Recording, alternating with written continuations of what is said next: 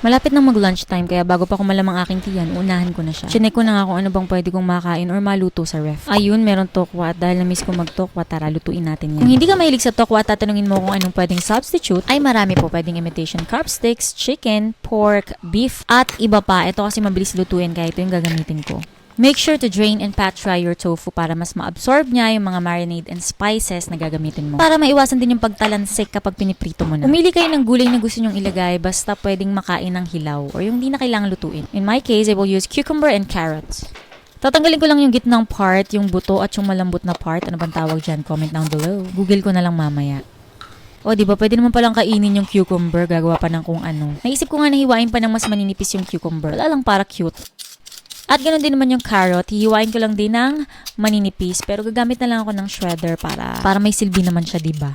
By the way, firm tofu pala yung gamit ko, guys. Punes ko lang din yung tofu para ma-effect tayo sa camera, charot. Para ma-drain maigi yung tubig pero kung walang camera siguro, hiwain ko na lang yung gagamitin ko tapos ipapat dry ko na lang yan gamit ang kitchen tissue. O diba, mapagpanggap. Pero in fairness, kumatas talaga yung tubig. Sa ibang mga lugar kasi meron talaga silang tofu presser. Season your tofu well. Ako, gagamit lang ako ng asin at paminta. Pero kung meron kayong mga ibang spices dyan, pwede nyo gamitin. Usually, yung nagamit kong masarap, paprika o kaya naman yung 5 spice. Chinese 5 spice to be exact. Ito optional pero recommended. Ipang-glaze natin mamaya sa tofu after nating i-fry. Pero mabilisan lang to. Pinaghalo-halo ko lang yung soy sauce, vinegar, honey, at maglalagay din ako ng minced garlic. Minced ginger talaga yung binibili ko pero mali yung nadampot ko. Kaya gagamitin natin. Maglalagay din pala ako ng konting sesame oil. Huwag nyo ibubuhos ha. Hinalo ko lang mabuti and set aside. Save it for later.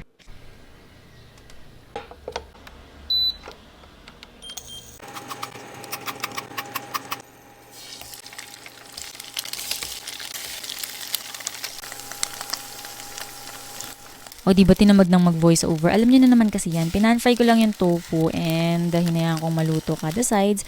Pagkatapos i-glaze lang natin nung ginawa nating sauce kanina. Ibuhos niyo lang lahat. Sige, huwag kayo magtira sa sarili niyo. Hayaan niyo lang kumulo, paikot-ikutin niyo gaya ng pagpapaikot na ginawa niya sa'yo. Hindi, para tsak na manuot yung glaze natin dun sa ating tofu. At syempre sa mga magtatanong saan ko nabibili yung aking mga lutuan, yung aking induction cooker at yung aking mga cookware, kitchenware, yung link po ay nasa description box. Nakakita din ako ng itlog sa ref kaya kumuha ko ng isa. Pwedeng walang itlog, kung di naman kayo mahilig sa itlog, lamang tiyan din kasi yan.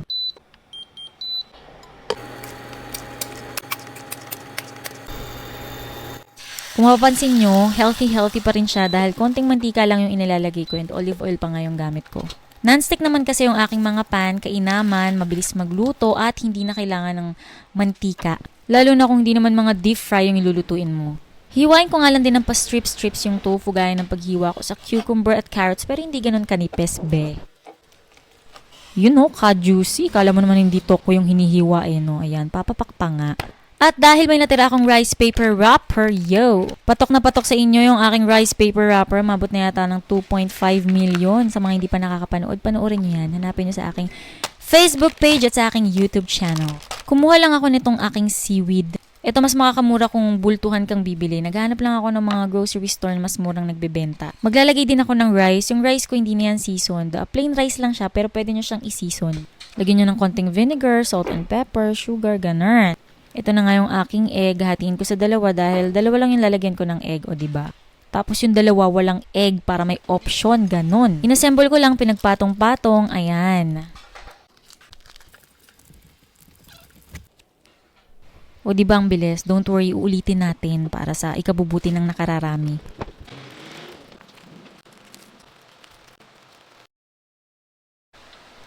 At para mas maganda, maglalagay ako ng sesame seeds. Pero kung ayaw nyo, idiretso nyo na lang sa pan. Huwag na kayong maglagay ng sesame seeds.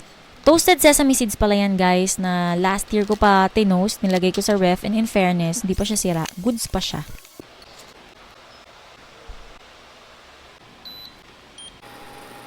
Ayan, konting mantika lang pero naparami yata ako ng bahagya. Hindi naman kailangan deep fry lalo na kung non-stick pan naman yung gamit nyo.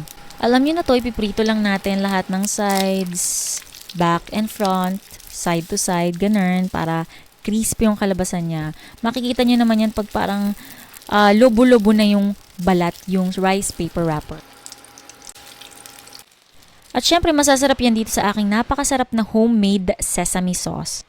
Marami nagtatanong kung paano ko ginagawa. Ayan, ilalagay ko dyan sa dulo ng ating video. Merong procedure ko paano gawin. Ito na nga, enjoy na natin ng pagkain. Pwede siyang breakfast, lunch, dinner, snack. Pwede ding pangbaon. Kaya naman i-try nyo na guys and comment down below kung masang inyong experience dito sa ating rice paper sushi rolls. Yon!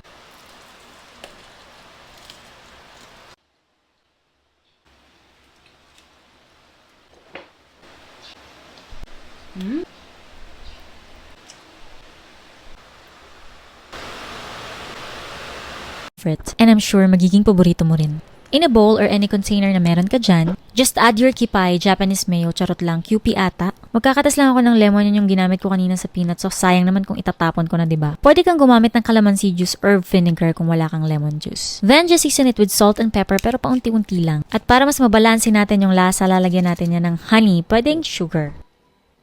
At magpatak-patak lang tayo ng konting sesame oil tapos i-mix lang mabuti at again, you can adjust the consistency by adding water. Paunti-unti lang para matansya mo yung lapot at labnaw. Napakasarap nitong mga sauces na to hindi lamang sa dish na gagawin natin ngayon, pati sa mga iba nyo pang ulam, itry nyo.